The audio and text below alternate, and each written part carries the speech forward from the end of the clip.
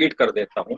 First question is Ved travels 600 kilometre to his home, partly by train and partly by car. Ved को 600 kilometre total distance travel करना है अपने घर आने के लिए, उसमें से 120 किलोमीटर वो ट्रेवल कर रहा है ट्रेन से, and rest means 600 minus 120 means 480 kilometre by car. तब उसको कितना टाइम लग रहा है, देखिए 8 आवर्स। तो निकालना हमें क्या है, ट्रेन और कार की स्पीड्स। तो सबसे पहले हम एज्यूम करेंगे, क्वेश्चन नंबर 1 है लेट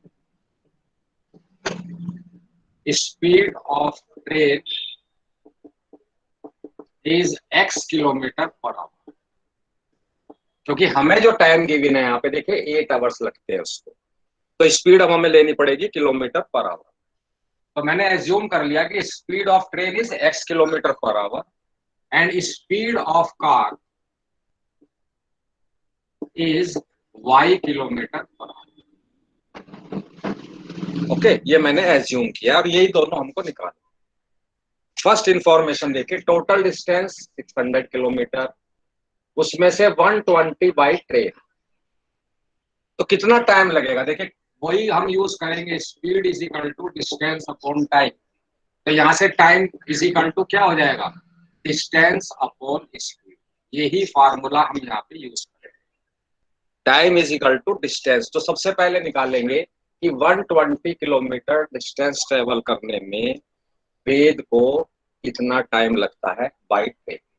ओके, तो time taken by Ved in travelling 120 kilometre by train. मैं पूरा लिख रहा हूं ताकि आपको क्लियर हो जाए। तो कितना डिस्टेंस कितना चला by train 120, and what is the speed of train x kilometre पर। तो 120 किलोमीटर ट्रेवल करने में वेद को कितना डिस्टेंस लगेगा, 120 अपॉन स्पीड ऑफ ट्रेन। अब ये कह रहा है कि 120 किलोमीटर 600 में से तो उसने ट्रेन से ट्रेवल किया है। रेस्ट मतलब क्या हो गया, देखिए मैं लिख देता हूँ। रेस्ट का मतलब है जो टोटल जर्नी थी 600, उसमें से जो 120 किलोमीटर वो ट्रेवल कर चुके हैं ट्रेन से, वो माइनस कर दीजिए। What we gate 480। ओके, अब निकाल लीजिए time taken by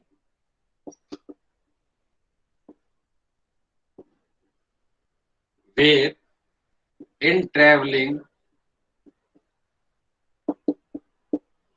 480 kilometre by car.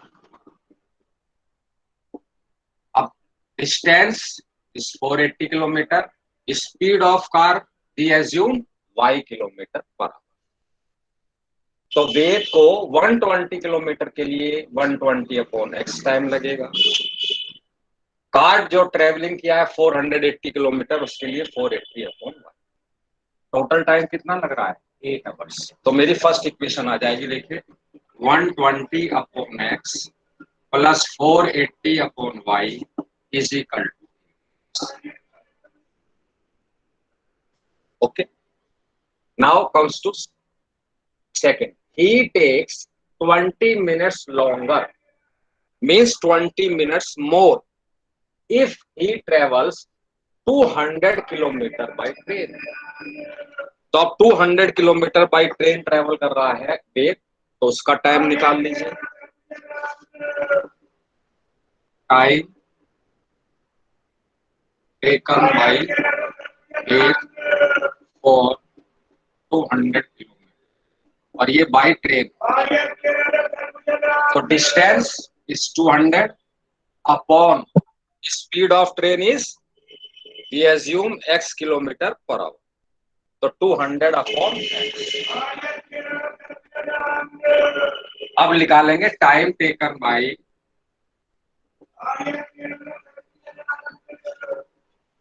वेद, और अब देखिए 600 टोटल डिस्टेंस है, 200 किलोमीटर बाई ट्रेन हो गया, क्या बचा डिस्टेंस 400, तो 400 he was travelling with car. अब कितना टाइम लगेगा, distance upon speed of car which is y kilometre per our. अब दोनों को मिला के देखिए कितना टाइम लग रहा है, तो 200 upon x by train, 400 upon y by car, 8 minutes longer. पहले देखे 8 आवर्स लग रहा था, अब वो आवर्स में देख 20 मिनट्स लॉन्गर, तो 20 मिनट्स को मैं चेंज कर दूंगा 60 से डिवाइड करके इन आवर्स।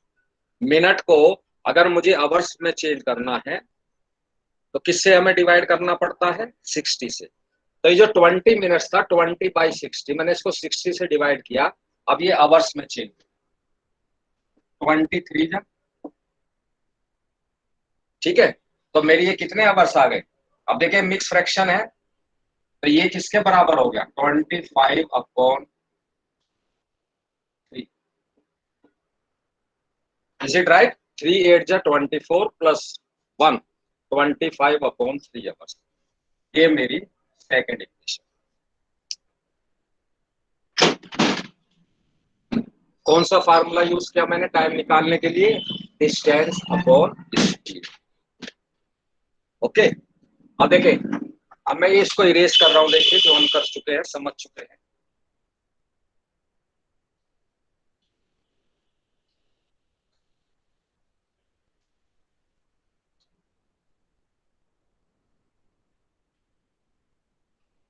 दोनों इक्वेशन में यहाँ पे राइट डाउन कर रहा हूँ, 120 upon x plus 480 upon y is equal to, this is equation number 1।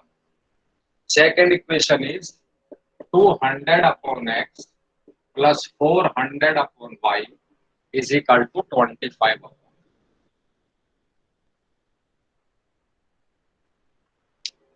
तो ये ध्यान रखिएगा, जिसने कहा है 8 मिनट्स लॉन्गर, तो we have to change minutes in hours, और आवर मिनट्स को आवर्स में चेंज करना है तो क्या करना पड़ेगा, डिवाइड इट बाई 60।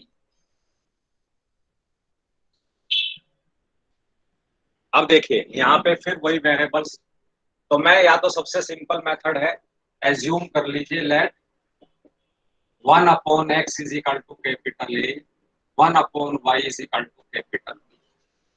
तो फर्स्ट इक्वेशन देखिए अब क्या हो जाएगी, 120 A plus 480 y is equal to 8, and second 208 plus 400 y is equal to 25 upon.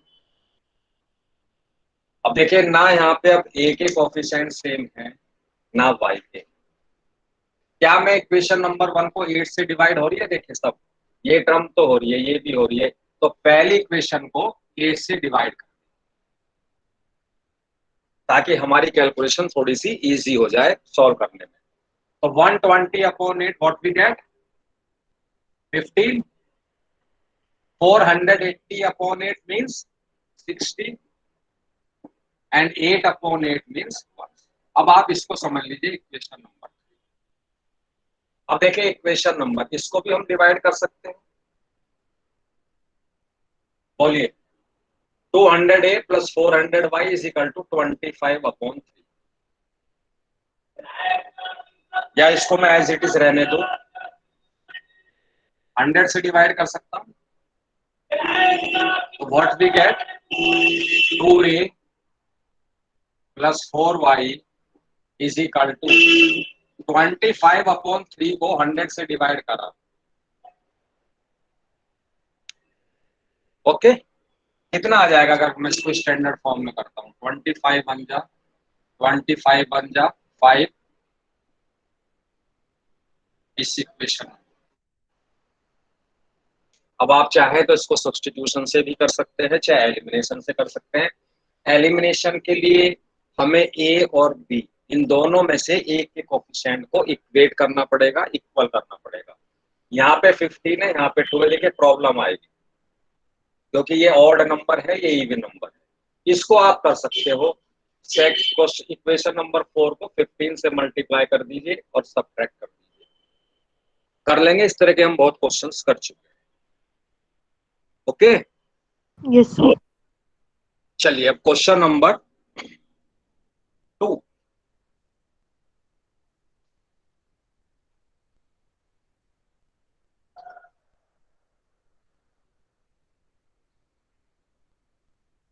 अब मैं पहले क्वेश्चन को रीड कर रहा हूं। A person invested some amount at the rate of 12% simple interest. पढ़ा होगा आपने क्लास 8 में, शायद आता है सिंपल इंटरेस्ट, कंपाउंड इंटरेस्ट। तो यहाँ पे simple interest. A person invested some amount, sum लिखा हुआ है, मीन्स हमें क्लियर नहीं है कितना अमाउंट है, तो हमें एज्यूम करना पड़ेगा। At the rate of 12% simple interest and some amount at the rate of 10%, ये भी सिंपल इंटरेस्ट है। तो हमें ये एज्यूम करना पड़ेगा कि 12% जब जिस स्कीम में उसको सिंपल इंटरेस्ट मिल रहा है उसमें कितना अमाउंट इन्वेस्ट किया है, जिसमें उसको 10% सिंपल इंटरेस्ट मिल रहा है उसमें कितना अमाउंट इन्वेस्ट किया है। He received yearly interest of ₹130। First condition में ये जो उसको ईयरली इंटरेस्ट मिलता है, देखिए आपको ये फार्मूला याद है, सिंपल इंटरेस्ट सबसे सिंपल होता है, PRT/100। यही तो होता है सिंपल इंटरेस्ट का फार्मूला। P मतलब principal, R means rate of interest, T means time in years. ये ध्यान रखिएगा, यहाँ इस फार्मूले में जो T है this is time in years. अगर मंथ में अगर यहाँ पे टाइम मतलब दिया होता, सपोज करो रेट ऑफ इंटरेस्ट, तो उसको हमें चेंज करना पड़ता एनुअली। बस इसमें ध्यान रखिएगा। मैं अगेन रिपीट कर रहा हूँ, P is principal, R is rate of interest, T means time in years and this is 100। ये सिंपल इंटरेस्ट का फार्मूला होता है। अब देखिए हमें मालूम नहीं है कि 12% स्कीम उसने कितना इन्वेस्ट किया, तो हम एज्यूम कर लें, late he invest ₹X in 12%। Okay, and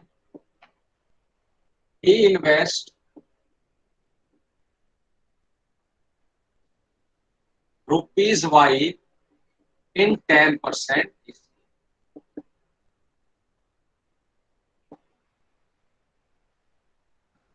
तो हमने ये एज्यूम कर लिया है कि 12% जहां उसको रेट ऑफ इंटरेस्ट मिल रहा है वहां पे उसने ₹X इन्वेस्ट किया है। जहां पे उसको 10% मिल रहा है रेट ऑफ इंटरेस्ट, उस स्कीम में उसने ₹Y इंटरेस्ट। अब आप रखिए, सबसे पहला बता सकते हैं इंटरेस्ट ₹X मीन्स ये प्रिंसिपल, ये रेट ऑफ इंटरेस्ट है, ईयरली है मीन्स 1 ईयर का, तो यहाँ पे T की जगह हम 1 रखेंगे। तो लिखिए X into rate of interest into 1/100। ये सिंपल इंटरेस्ट मिल रहा है उसको अगर वो ₹X इन्वेस्ट कर रहा है 12% स्कीम में। ₹Y उसने इंटरेस्ट किया है जहां पे रेट ऑफ इंटरेस्ट 10%। तो यहाँ पे प्रिंसिपल Y हो जाएगा, रेट ऑफ इंटरेस्ट 10 प्लस, और कितना इंटरेस्ट मिल रहा है टोटल 100। कितना इंटरेस्ट मिल रहा है उसको टोटल 130। ये आपकी फर्स्ट इक्वेशन आ गई। अब देखिए आप चाहें तो इसको एज इट इज रख सकते हैं कि 12x/100 plus 10y/100 is equal to 130। अभी मैं यहीं पे छोड़ रहा हूँ, बात में आप इसको स्टैंडर्ड फॉर्म में भी कर सकते हैं। ठीक है, अब सेकंड पे चलेंगे। But if he had interchange the amounts इन, वो कह रहा है कि जो वो उसमें अमाउंट्स इन्वेस्ट किया हुआ है दोनों स्कीम में, इसको इंटरचेंज कर दे। मतलब अब ₹X वो इन्वेस्ट कर रहा है 10% और ₹Y कर रहा है 12%। हो गया इंटरचेंज। तो मैं लिख रहा हूं now he invest rupees x in, पहले 12% स्कीम में था एक्स रुपीज, अब 10% स्कीम हो गया इंटरचेंज। और ही Yes, sir. इन्वेस्टेड, सॉरी ही इन्वेस्ट रुपीज वाई इन 12%।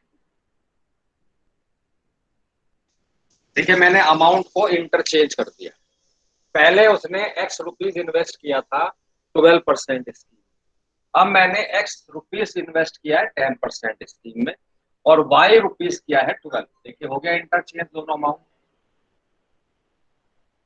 तो ये कह रहा है if he had interchange the amounts invested he would have received rupees four more as interest. तो अगर वो अमाउंट्स को इंटरचेंज कर देता है दोनों स्कीम में, तो अब उसको 4 रुपीज मोर मतलब ज्यादा मिलते हैं।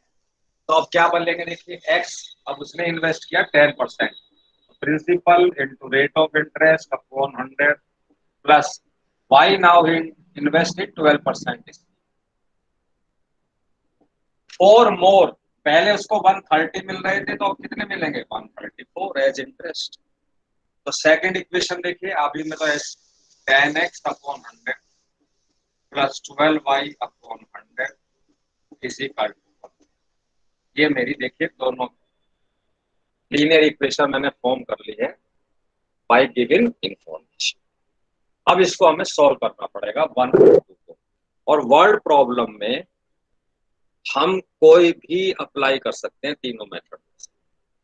ओके, अब एक तो ये है कि इसको एज इट इज रख दीजिए कि 12x प्लस 10y, एलसीएम ले लीजिए 100 लेफ्ट हैंड साइड में, तो 12x plus 10y is equal to 130 into 100 means 13,000।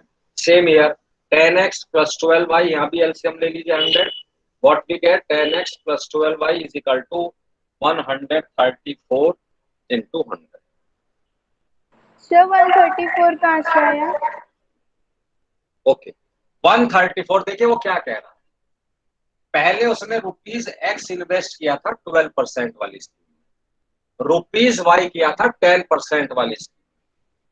अब वो कह रहा है क्वेश्चन में कि अगर वो अमाउंट्स को इंटरचेंज कर देता है, मींस पहले उसने इन्वेस्ट किया एक्स रुपीज 12% स्कीम में, अब वो इन्वेस्ट कर रहा है एक्स रुपीज को 10%, और वाई रुपीज को अब वो इन्वेस्ट कर रहा है 12%। देखिए हो गया इंटरचेंज। तो उसको जो इंटरेस्ट मिलता है वो रुपीज फॉर मोर मिलता है, he received rupees four more as interest. तो पहले से 4 रुपीज ज्यादा इंटरेस्ट के मिलते हैं, पहले कितने मिल रहे थे 130, तो 130 प्लस 4 अब कितने मिलेंगे 134। Now clear? Yes, sir. Okay mute कर लीजिए।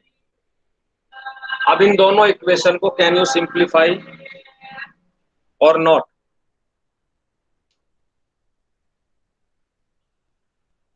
यस और no? Yes, sir. Yes, sir. करिएगा, नहीं तो कल मैं डिटेल में बताऊंगा या अभी बता दूंगा। चलिए now we proceed to question number 3।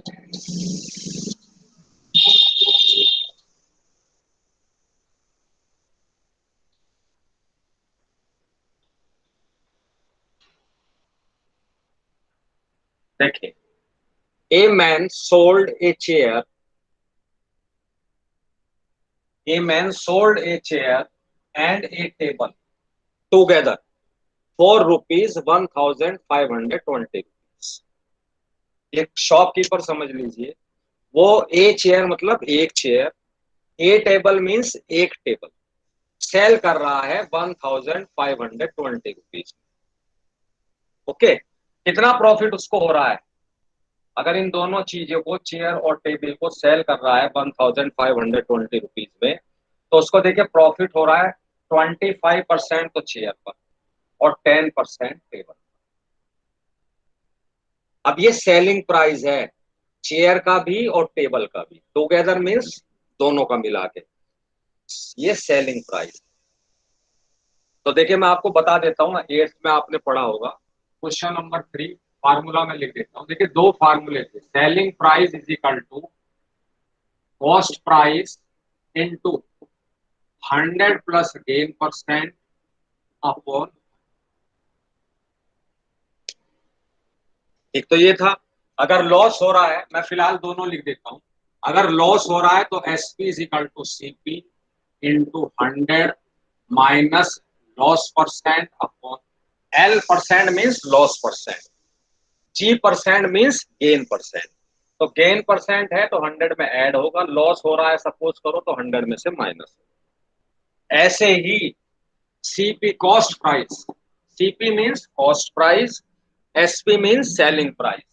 तो कॉस्ट प्राइस का फॉर्मूला था SP into 100 upon 100 plus gain percent. मैं पूरा लिख देता हूं, अगर उसको गेन हो रहा है तो 100 प्लस गेन परसेंट, ये सीपी का फॉर्मूला। और अगर उसको लॉस हो रहा है तो SP into 100 upon 100 minus loss. Class 8 में पढ़ा होगा आपने, याद आ रहा है कि नहीं आ रहा? Okay, yes sir. SP, SP means होता है सेलिंग प्राइस, सीपी मीन्स होता है कॉस्ट प्राइस। मैं एक बार आपका थोड़ा सा रिवीजन करा देता हूं। CP means cost price, cost price means shopkeeper किसी भी आर्टिकल को जिस रेट में परचेज करता है वो होता है कॉस्ट प्राइस। अब वो ऐसा तो नहीं है कि कोई भी शॉपकीपर, मान लिया किसी भी एक चॉकलेट है सपोज, वो आपको 20 रुपीज में सेल कर रहा है, तो जब वो हो ही नहीं सकता कि इसने जो परचेज करी होगी वो चॉकलेट वो भी 20 पर, फिर उसको फायदा क्या हुआ? अगर एसपी और सीपी सेम है, कोई भी शॉपकीपर है अगर 20 रुपीज की चीज लेके 20 रुपीज में सेल कर रहा है तो वो अपना टाइम वेस्ट कर रहा है शॉपकीपर में जो बैठा हुआ है, जो मटेरियल जो पैसा इन्वेस्ट किया हो, ऐसा तो नहीं होता। तो इसका मतलब ये है कि 20 रुपीज चॉकलेट जो उसने मुझे सेल करी है उसका जो कॉस्ट प्राइस है, जो उसने डिस्ट्रीब्यूटर से या एजेंसी से परचेज किया होगा, वो कम से कम उसको 19 रुपीज का पड़ा। ओके, तब जाके वो उसको सेल कर रहा है 20 रुपीज में। तो CP means the price at which shopkeeper purchased the article. And what is SP? SP means selling price at which price we are customer purchasing from the shopkeeper. तो प्रॉफिट क्या हो गया? SP minus CP. भाई 19 rupees की चीज खरीद के 20 rupees में सेल करेगा तभी तो प्रॉफिट होगा, और प्रॉफिट के लिए तो शॉपकीपर बैठा हुआ है। तो profit is equal to selling price minus cost price. ऐसे ही लॉस होता नहीं है लेकिन मैं बता देता हूं, loss is equal to cost price.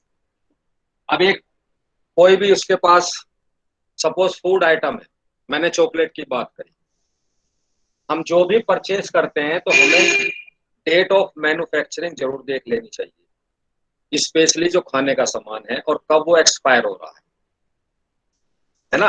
अब उसका एक्सपायरी डेट कम आ रही, मतलब पास आ रही है, चॉकलेट अब तक सेल नहीं हुई है, तो वो क्या करता है, वो ज्यादा आधे पहले कोशिश करेगा कि भाई 19 की परचेज करिए, 19 की मैं सेल कर दूं। अब 2 आवर्स रह गए, ठीक है, एक्सपायर होने में, तो वो क्या करेगा, ठीक है भाई 19 की 18 की तो सेल कर दूं, 1 ही रुपए का लॉस होगा।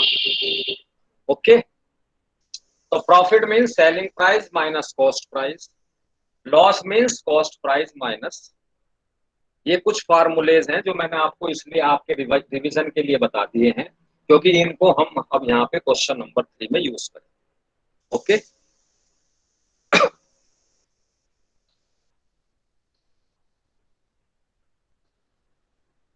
तो शॉपकीपर दो चीज सेल कर रहा है, देखिए, एक तो चेयर और एक टेबल। तो फर्स्ट इंफॉर्मेशन में गिवन है कि उसने चेयर को सेल किया 25% गेन, गेन और प्रॉफिट सेम, और टेबल पर कितना उसको प्रॉफिट हो रहा है 10%। दोनों चीजें गेन पर उसने सेल करी है और कितना रुपीस उसको मिल रहा है, ये एसपी है दोनों का 1520। ओके, तो हमें क्या निकालना पड़ेगा, पहले एज्यूम करना पड़ेगा दोनों की कॉस्ट प्राइस। तो मैं लिख रहा हूं let cost price of a chair. A chair का मतलब होता है सिंगल चेयर का, तो इसकी मैं कॉस्ट प्राइस मान रहा हूं x rupees and CP of a table, a table means one table is rupees, ये कॉस्ट प्राइस है। तो हमें देखिए वो सेल कर रहा है, चेयर को सेल कर रहा है 25% गेन पर, टेबल को 12% गेन पर। तो हमें एसपी निकालना पड़ेगा। अभी मैंने फार्मूला लिखा था, मैं दोबारा से लिख देता हूँ। SP is equal to CP into 100 plus gain percent, क्योंकि यहाँ पे तो गेन हो रहा है दोनों में। और इस फार्मूले को देखिए मैं यूज करूंगा। सबसे पहले मैं एसपी ऑफ चेयर निकाल रहा हूँ, एसपी ऑफ ए चेयर रख दीजिए यहाँ पे। सीपी मैंने क्या लिया चेयर की, एक्स रुपीज, तो एक्स इंटू, अब चेयर पे कितना प्रॉफिट ले रहा है वो 25, तो 100 प्लस 25 अप,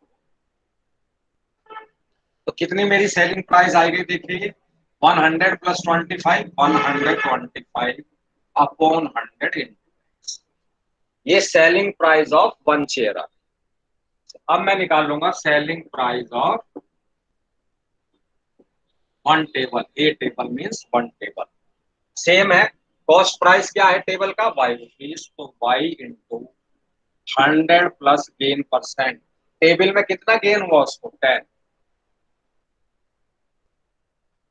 तो क्या हो गया टेबल की 110, 100 प्लस 10 110 अपॉन 100। तो मैंने सेलिंग प्राइस निकाल लिया है चेयर का भी और टेबल का, और दोनों को मिला के कितने की सेल कर रहा है 1520। तो मेरी फर्स्ट इक्वेशन आ गई।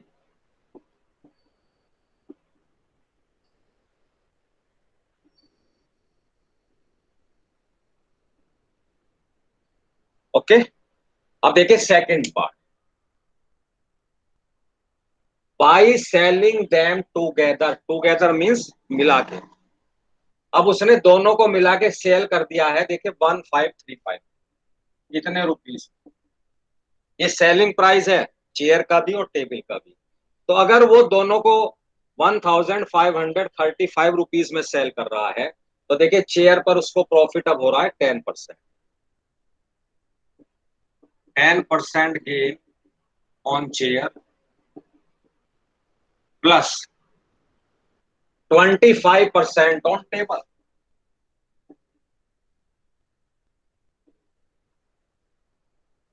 तब उसको इतने रुपीस मिलते। तो एसपी निकालेंगे हम एज इट इज, यही फार्मूला यूज करेंगे। तो देखिए मैं निकाल रहा हूं एसपी ऑफ वन चेयर या a chair.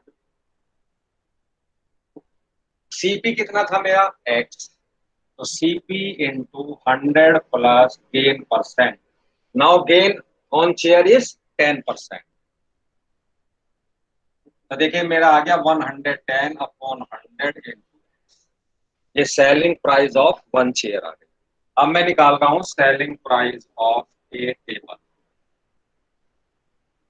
A table means one table का सेलिंग प्राइस, तो cost price into 100 plus gain percent, अब 25% गेन हो रहा है टेबल पर,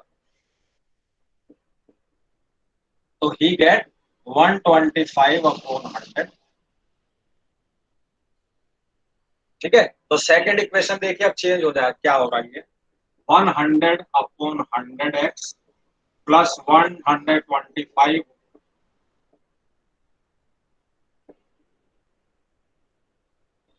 ये देखिए सेकंड इक्वेशन सेम वही है कि अगर आप इन दोनों का एलसीएम ले लें तो 125x plus 110y is equal to, अब 100 की क्रॉस मल्टी तो 1520 और 20 ऐड हो जाएगी, सेम इधर। अगर आप इसमें ध्यान से देखें इंटरचेंज हो रहे हैं दोनों के, ठीक है, अब मैं रिकॉर्डिंग बंद कर रहा हूं। ठीक है, आप अपने क्वेश्चंस को पूछ सकते हैं। Please wait 2 second.